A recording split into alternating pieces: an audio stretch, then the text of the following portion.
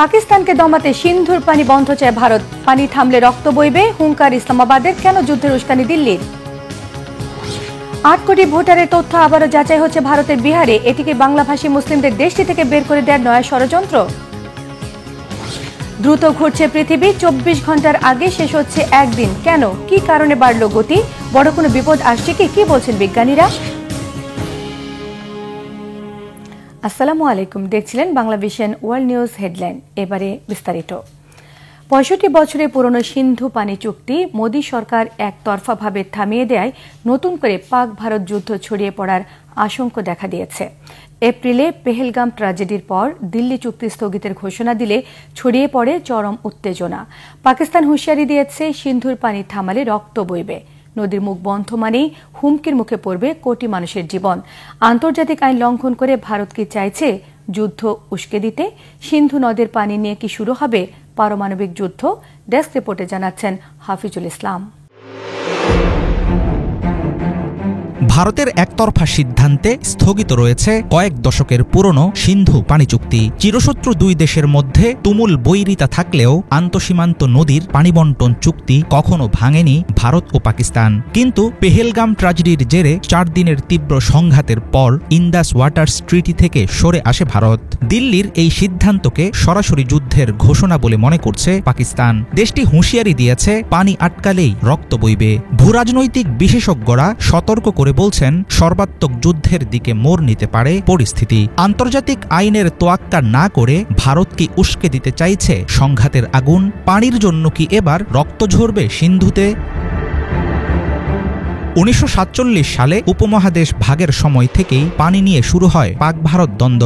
সংকট সমাধানে 1960 সালে বিশ্বব্যাংকের মধ্যস্থতায় স্বাক্ষর হয় ইন্দাস ওয়াটার্স ট্রিটি। চুক্তি অনুযায়ী সিন্ধু, ঝেলাম ও চেনাব নদীর পানি পায় পাকিস্তান, আর বিয়াস, রাভি ও শতদ্রুর পানির উপর দেয়া হয় ভারতের অধিকার। 5টি নদী ভারতের কাশ্মীর ও পাঞ্জাব দিয়ে প্রবাহিত হওয়ার কারণে উচ্চ অববাহিকা বা উজানের দেশ হয় ভারত, আর পাকিস্তানের অবস্থান নিম্ন অববাহিকা বা ভাটিতে। এই ভৌগোলিক বাস্তবতাই পানি নিয়ে দুই দেশের মধ্যকার অবিশ্বাসের মূল কারণ। 6 দশকের পুরনো চুক্তি থেকে ভারত সরে আসার পর এখন প্রশ্ন হল, সিন্ধুর পানি পুরোপুরি আটকে দেওয়ার সক্ষমতা কি আছে দিল্লির?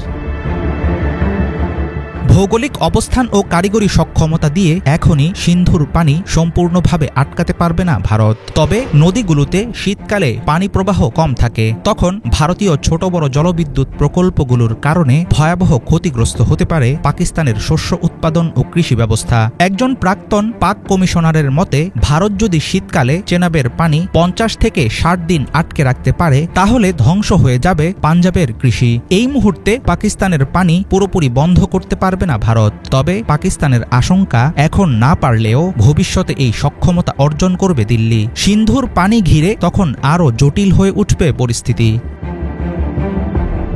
পাকিস্তানের জন্য সিন্ধু নদের পানি শুধু কৃষি নয়, খাদ্য নিরাপত্তা, জীবিকা এবং পরিবেশেরও মূল চালিকা শক্তি। আন্তর্জাতিক মান অনুযায়ী কমপক্ষে 120 দিনের পানি ধরে রাখার সক্ষমতা পাকিস্তানের থাকা উচিত। কিন্তু 3টি জলাধারের মাধ্যমে দেশটি জমা রাখে মাত্র 4 সপ্তাহের পানি। নতুন 2টি বাঁধ তৈরি শেষ হওয়ার আগ পর্যন্ত আগামী কয়েক বছর অত্যন্ত বিপজ্জনক পরিস্থিতিতে থাকবে পাকিস্তান।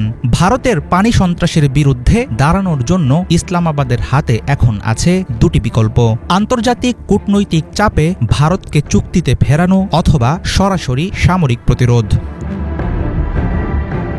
আন্তঃসীমান্ত নদীর পানি বণ্টন চুক্তি একতরফাভাবে বাতিল বা স্থগিত করার কোনো অধিকার ভারতের নেই, কিন্তু সেই পানিকেই অস্ত্র হিসেবে ব্যবহার করে প্রতিশোধ নেওয়ার মানসিকতা বরাবরই ছিল বিজেপি নেতৃত্বাধীন সরকারের। 2016 সালে উরি হামলার পর প্রধানমন্ত্রী নরেন্দ্র মোদী বলেছিলেন, রক্ত আর পানি একসাথে বইতে পারে না।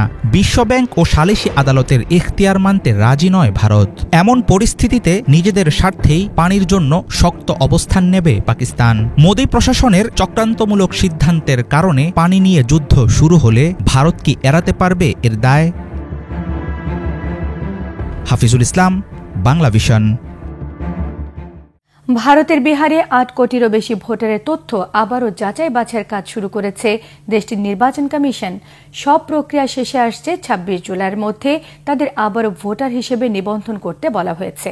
বিশ্লেষকদের আশঙ্কা, এই পদক্ষেপ বিতর্কিত জাতীয় নাগরিক নিবন্ধন এনআরসি বাস্তবায়নের একটি গোপন পথ, যার মধ্য দিয়ে মূলত বাংলাভাষী মুসলিমদের ভারত থেকে বের করে দেওয়ার ষড়যন্ত্র করা হচ্ছে। একই সঙ্গে রাজ্য নির্বাচনের আগে গরিব মানুষদের ভয় দেখিয়ে নিজেদের পক্ষে ভোট টানতে চাইছে বিজেপি, এমন মত বিশ্লেষকদের। বিস্তারিত ডেস্ক রিপোর্টে। ভারতে এবার প্রায় ৮ কোটিরও বেশি ভোটারের নথি পুনরায় যাচাই করার প্রক্রিয়া শুরু করেছে দেশটির নির্বাচন কমিশন। এর মূল উদ্দেশ্য বিদেশি অবৈধ অভিবাসীদের শনাক্ত করে দেশ থেকে বিতাড়িত করা। ভারতের বিহার রাজ্যে যাচাই প্রক্রিয়া সম্পন্ন করতে কোটি কোটি ভোটারকে নাগরিকত্বের প্রমাণপত্র জমা দিতে বলা হয়েছে। আল জাজিরার প্রতিবেদনে বলা হয়, এই উদ্যোগ দেশ জুড়ে ব্যাপক বিতর্ক ও উদ্বেগের জন্ম দিয়েছে। অনেকেই মনে করছেন এটি সাধারণ নাগরিকদের অধিকার হরণ করার একটি প্রচ্ছন্ন প্রচেষ্টাও বটে। ২৪ জন ভারতের নির্বাচন কমিশন এক ঘোষণায় জানায়, বিহার রাজ্যের সকল ভোটারকে ২৬ জুলাইয়ের ভেতর নতুনভাবে ভোটার তালিকায় নাম নিবন্ধন করতে হবে। যারাই নির্দিষ্ট সময়ের ভেতর নাম নিবন্ধন করতে ব্যর্থ হবেন তাদের সন্দেহভাজন বিদেশি নাগরিক হিসেবে চিহ্নিত করা হবে। এর ফলে তাদের ভোটাধিকার তো বাতিল হবেই, পাশাপাশি তাদের বিরুদ্ধে কারাদণ্ড বা দেশ থেকে বহিষ্কারের মতো কঠোর পদক্ষেপও নেওয়া হতে পারে। বিহার রাজ্যে মুসলিম জনগোষ্ঠীর সংখ্যা যথেষ্ট পরিমাণে রয়েছে, তাই সিদ্ধান্তটি সেখানে রাজনৈতিক উত্তেজনা বৃদ্ধি করতে পারে বলে আশঙ্কা করা হচ্ছে। বর্তমান পরিস্থিতিতে এমন সিদ্ধান্ত নিয়ে ব্যাপক প্রশ্ন উঠছে, যেহেতু রাজ্যে শীঘ্রই বিধানসভা নির্বাচন হওয়ার কথা রয়েছে, যা অক্টোবর বা নভেম্বর মাসেই হতে পারে। অনেকে এটিকে বিজেপির একটি রাজনৈতিক কৌশল হিসেবে মনে করছেন। ভারতে মাথাপিছু আয়ের দিক থেকে সবচেয়ে দরিদ্র রাজ্য বিহার। এর জনসংখ্যার ১/৩ বেশি মানুষ দারিদ্র্য সীমার নিচে বসবাস করছে। তবে ভারতের তৃতীয় সর্বাধিক জনবহুল রাজ্য হওয়ায় রাজনৈতিকভাবে এটি অত্যন্ত গুরুত্বপূর্ণ। ভারতের প্রধানমন্ত্রী নরেন্দ্র মোদীর নেতৃত্বাধীন বিজেপি এই রাজ্যে অধিকাংশ সময় ধরেই শাসন করে আসছে। বলা হচ্ছে, এই পদক্ষেপটি মূলত ভারতের মুসলিম সম্প্রদায়কে টার্গেট করে নেওয়া হয়েছে। অভিযোগ রয়েছে, এর আগেও অনুরূপ নীতিমালা তৈরি করে ধর্মীয়ভাবে বৈষম্য করা হয়। এই সিদ্ধান্তটিও এমন একটি সময়ে নেওয়া হয়েছে যখন হাজার হাজার বাংলা ভাষাভাষী মুসলিমদের ভারত জুড়ে আটক করা হচ্ছে। বর্তমানে বিহার জুড়ে নির্বাচন কমিশনের এমন পদক্ষেপ বিভ্রান্তি এবং আতঙ্ক তৈরি করেছে। আল জাজিরা জানিয়েছে, এই বিষয়ে ভারতের নির্বাচন কমিশনের কাছে প্রশ্ন করা হলে কমিশন থেকে কোনো সাড়া পাওয়া যায়নি। প্রয়োজনীয় নথিপত্র সংগ্রহের এই কার্যক্রম তাৎক্ষণিকভাবে শুরু করতে বলায় ভোগান্তির সম্মুখীন হয়েছেন বিহারের গ্রামীণ দরিদ্র মানুষেরা। বিরোধী দল ও সিভিল সোসাইটির সংগঠনগুলোর মতে, এত অল্প সময়ের ভেতর নাগরিকত্ব সংক্রান্ত প্রয়োজনীয় কাগজপত্র জোগাড় করতে না পারার কারণে বিহারের অনেক বাসিন্দাই ভোটাধিকার থেকে বঞ্চিত হতে যাচ্ছেন। এদিকে বিজেপির দাবি, বাংলাদেশ এবং মিয়ানমার থেকে বিপুল সংখ্যক মুসলিম অভিবাসী ভারতে অনুপ্রবেশ করেছে, ফলে তারা নির্বাচন কমিশনের এই উদ্যোগকে সমর্থন জানায়। বিজেপির মতে, এই প্রক্রিয়াটি শুধু একটি নির্দিষ্ট অঞ্চলে নয়, বরং সারা দেশেই কার্যকর করা উচিত। ইফাত জাহান, বাংলাভিশন। এদিকে অবৈধ অভিবাসী সন্দেহে ভারতের উড়িষ্যা থেকে অন্তত ৫০০ বাংলাদেশি এবং রোহিঙ্গাকে আটকের দাবি করেছে দেশটির আইন শৃঙ্খলা বাহিনী।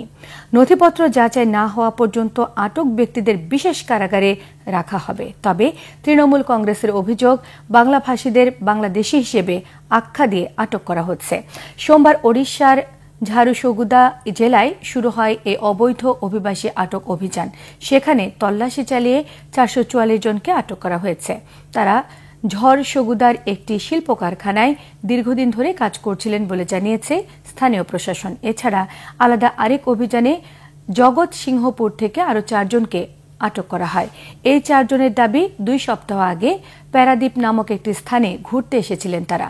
এদিকে ভারতের সংবাদ মাধ্যম দ্য টাইমস অফ ইন্ডিয়া জানিয়েছে, এই আটকের ঘটনায় ভারতের রাজনৈতিক দল বিজেপি সরকারের তীব্র সমালোচনা করেছে তৃণমূল কংগ্রেস। বাংলাভাষীদের বাংলাদেশী হিসেবে আখ্যা দিয়ে আটক করার অভিযোগে বিজেপির বিরুদ্ধে হাইকোর্টকে পদক্ষেপ নিতে একাধিক আবেদন দাখিল করেছে দলটি। আগের চেয়ে দ্রুত ঘুরছে পৃথিবী, ফলে 24 ঘন্টার আগে শেষ হচ্ছে একদিন। সম্প্রতি এমনই চাঞ্চল্যকর তথ্য দিয়েছেন গবেষকরা। তাদের মতে এই অবস্থা চলতে পারে আগামী আরও কয়েক মাস। কি কারণে নিজেদের গতি বাড়িয়ে দিল পৃথিবী? কোনো বড় বিপদের দিকে এগিয়ে যাচ্ছে কি আমরা? ডেস্ক রিপোর্টে আরও জানাচ্ছেন ইমরান মাহমুদ। আগের চেয়ে দ্রুত ঘুরছে পৃথিবী, ফলে ছোট হয়ে আসছে দিনের দৈর্ঘ্য। সম্প্রতি এমনই এক চাঞ্চল্যকর তথ্য দিয়েছেন বিজ্ঞানীরা। গবেষকরা ধারণা করছেন আগামী কয়েক মাস ধরে চলতে পারে এই অবস্থা। আর এই খবর সামনে আসার পর সাধারণ মানুষের মনে প্রশ্ন উঠেছে, কেন দ্রুত ঘুরছে পৃথিবী, আর এর কারণে আমাদের দৈনন্দিন জীবনে কি কোনো প্রভাব পড়বে? পৃথিবীর নিজ অক্ষের উপর প্রতিনিয়ত ঘূর্ণায়মান, আর এই ঘূর্ণায়নের কারণে দিন রাতের সৃষ্টি হয়। কিন্তু 2025 সালে বিজ্ঞানীরা লক্ষ্য করেছেন এই ঘূর্ণায়নের হার বেড়ে গেছে। এর অর্থ একদিন শেষ হতে এখন 24 ঘন্টার কম সময় নিচ্ছে। গবেষকরা মনে করেন পৃথিবীর ভেতরের এবং বাইরের অনেক প্রাকৃতিক উপাদান ও ঘটনা একসাথে কাজ করছে এই পরিবর্তনের পেছনে। দ্য গার্ডিয়ানে প্রকাশিত একটি প্রতিবেদনে বলা হচ্ছে, পৃথিবীর অভ্যন্তরে গলিত লোহা এবং মেন্টালের চলাচল, মহাসাগর এবং বায়ুপ্রবাহ, বরফ গলার ফলে ভর বন্টনের পরিবর্তন, এমনকি ভূমিকম্পও ভূমিকা রাখছে। সম্প্রতি অস্ট্রেলিয়ার ন্যাশনাল টাইম স্ট্যান্ডার্ড ল্যাবরেটরি বিজ্ঞানীরা ধারণা করছেন মেরু অঞ্চলে বরফ গলার ফলে পৃথিবীর ভরকেন্দ্রের সামান্য স্থানচ্যুতি এই ঘূর্ণায়নের ত্বরণে প্রভাব ফেলেছে।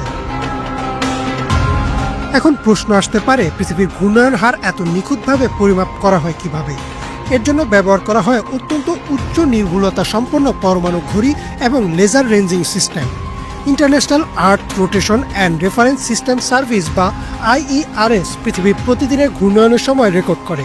এসব ডেটার বিশ্লেষণে বিজ্ঞানীরা বুঝতে পেরেছেন বর্তমান সময়ে দিনের দৈর্ঘ্য 1.4 মিলিসেকেন্ড কমে গেছে। সম্প্রতি লাইফ সায়েন্স জানিয়েছে আগামী কয়েক মাসে পৃথিবীর ঘূর্ণায়ন আরও দ্রুত হতে পারে এবং দিন কয়েক মিলিসেকেন্ড ছোট হবে। এই ঘটনা কি আমাদের জীবনে কোনো প্রভাব ফেলবে? টাইম ম্যাগাজিনের একটি প্রতিবেদনে বলা হচ্ছে, দিন যদি কিছু মিলিসেকেন্ড ছোটও হয়, সেটা আমাদের ঘুম, খাবার, কাজের রুটিনের উপর সরাসরি প্রভাব ফেলবে না। কিন্তু দীর্ঘমেয়াদে এই পার্থক্য জমতে জমতে প্রভাব ফেলতে পারে যোগাযোগ ব্যবস্থা, GPS, উপগ্রহের সময় নির্ধারণ এবং পরমাণু ঘড়ির সাথে মিলিয়ে চালিত বিভিন্ন অত্যাধুনিক প্রযুক্তিতে। বিশেষ করে তথ্য প্রযুক্তি নির্ভর এই বিশ্বে সময়ের অল্প পরিবর্তনও বিশৃঙ্খলার সৃষ্টি করতে পারে ব্যাংকিং, বিমান চলাচল বা সামরিক অপারেশনের মতো খাতে। এই পরিস্থিতি কতদিন স্থায়ী হতে পারে তা এখনো স্পষ্ট নয়। বিজ্ঞানীরা ধারণা করছেন পৃথিবীর এই ঘূর্ণায়ন হার ভবিষ্যতে আরও কমতে বা বাড়তেও পারে, কারণ এটি একটি প্রাকৃতিক চক্রের অংশ। তবে তারা আশ্বস্ত করেছেন যে নিকট ভবিষ্যতে এর ফলে পৃথিবী ধ্বংসের মুখে পড়বে না। পৃথিবীর এই দ্রুত ঘূর্ণায়ন আমাদের সময় ও স্থান সম্পর্কে ভাবার পদ্ধতিতে এক নতুন মাত্রা যোগ করেছে। যদিও দৈনন্দিন জীবনে এর তাৎক্ষণিক প্রভাব নেই, তবে বিজ্ঞান ও প্রযুক্তি নির্ভর আধুনিক সমাজে এর প্রতিফলন ধীরে ধীরে পরিষ্কার হবে। সময় এখন কেবল অনুভব করার বিষয় নয়, বরং এক চলমান পরিবর্তনের অংশ, যা পৃথিবীর হৃদস্পন্দনের সাথে জড়িত। এই ঘটনা আমাদের মনে করিয়ে দেয়, আমাদের সময় এবং স্থান যত স্থির মনে হোক না কেন, প্রকৃতিতে সবই পরিবর্তনশীল। ইমরান মাহমুদ, বাংলাভিশন। ইসরায়েলিরা খেতে এসেছে এমনটি বুঝতে পেরে রেস্টুরেন্ট থেকে তাদের তাড়িয়ে দিয়েছেন স্পেনের একটি রেস্টুরেন্টের ম্যানেজার। সম্প্রতি সামাজিক যোগাযোগ মাধ্যমে এমন একটি ভিডিও ভাইরাল হয়েছে। স্পেনের ভিগো শহরের মামিসা রেস্টুরেন্টে এই ঘটনা ঘটে। শুধু ব্যক্তি পর্যায়ে নয়, সরকারি এবং প্রাতিষ্ঠানিক পর্যায়ে থেকেও ইসরায়েলের বিরুদ্ধে সক্রিয় অবস্থানে রয়েছে স্পেন সহ ইউরোপের বিভিন্ন দেশ।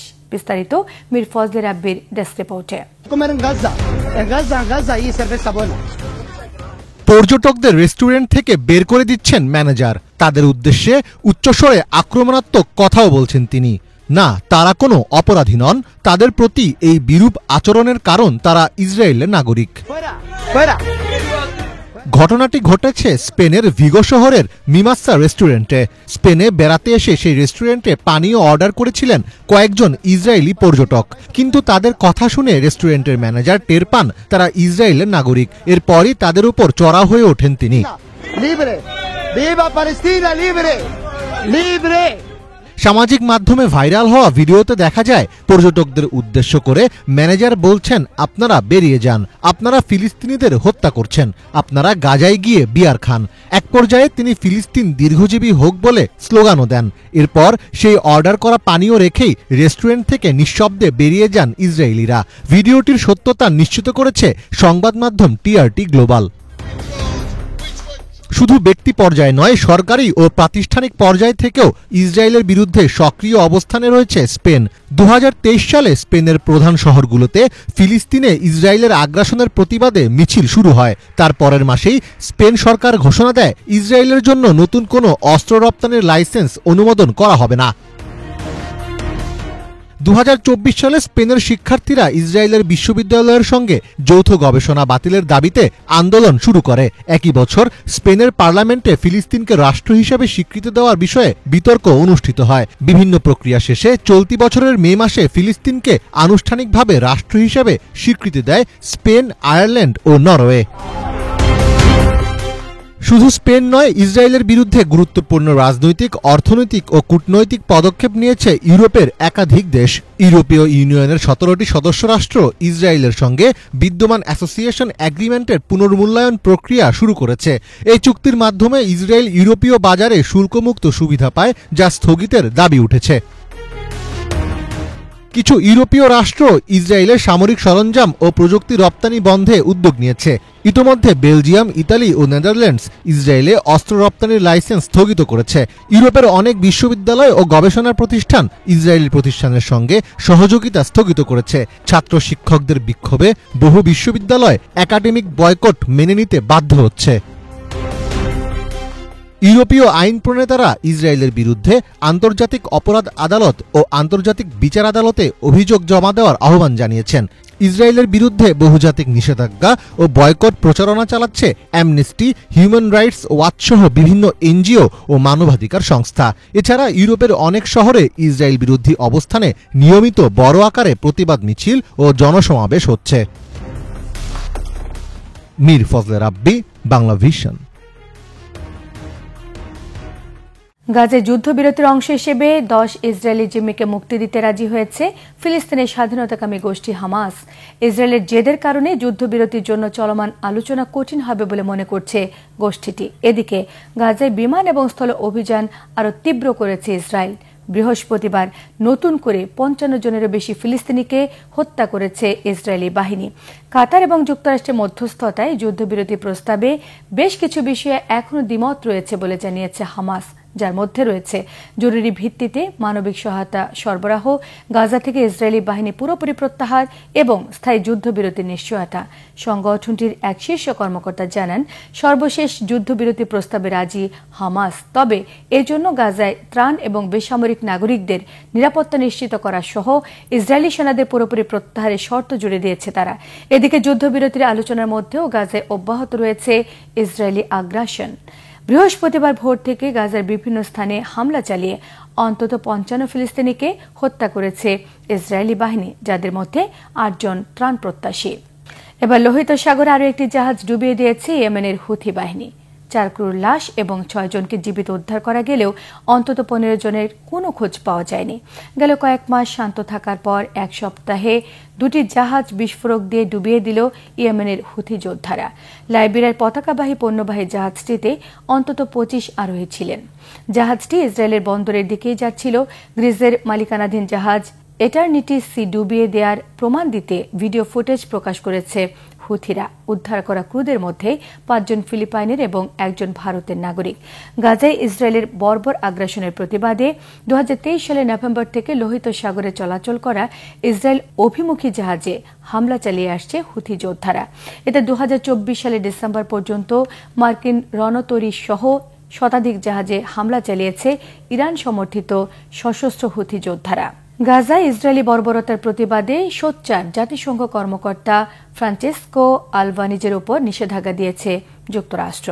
বলা হয়েছে, তিনি ইসরায়েল আর যুক্তরাষ্ট্রের বিরুদ্ধে অপপ্রচার চালাচ্ছেন। গাজায় যুদ্ধবিরতি বাস্তবায়নে জোর তৎপরতা আর আন্তরিকতা দেখালেও সম্পূর্ণ বিপরীত চিত্র ফুটে উঠল ট্রাম্প প্রশাসনের নতুন এই পদক্ষেপে। মার্কিন পররাষ্ট্রমন্ত্রী মার্কো রুবিও বলেছেন, যুক্তরাষ্ট্র আর ইসরায়েলের বিরুদ্ধে রাজনৈতিক এবং অর্থনৈতিক যুদ্ধের উস্কানি দিচ্ছেন জাতিসংঘ কর্মকর্তা আলবানিজ। অধিকৃত ফিলিস্তিনি ভূখণ্ড ইসরায়েলের বর্বরতার বিরুদ্ধে বছরের পর বছর ধরে বিশ্বের দৃষ্টি আকর্ষণে গুরুত্বপূর্ণ ভূমিকা রেখে আসছেন তিনি। মূলত এই কারণে জাতিসংঘের বিশেষ রিপোর্টার আলবানিজকে দায়িত্ব থেকে অব্যাহতি দেওয়ার দাবি জানিয়ে আসছিল ইসরায়েল। যুক্তরাষ্ট্রের নিষেধাজ্ঞার পর নিজ দায়িত্ব যথাযথভাবে পালন করে যাবেন বলে সাফ জানিয়ে দিয়েছেন আলবানিজ। গাজায় যুদ্ধাপরাধের অভিযোগে ইসরায়েলের প্রধানমন্ত্রী নেতানিয়াহুর বিরুদ্ধে আন্তর্জাতিক অপরাধ আদালত আইসিসির গ্রেফতারি পরোয়ানা জারির ঘটনায় আলবানিজের অগ্রণী ভূমিকা ছিল। এরই ধারাবাহিকতায় নেতানিয়াহুর বিদেশ সফরে ইউরোপের আকাশ ব্যবহার করতে না দিতে ইউরোপীয় ইউনিয়নের প্রতি আহ্বান জানিয়েছেন তিনি। এই ছিল আজকের মতো, সঙ্গে থাকায় সবাইকে ধন্যবাদ।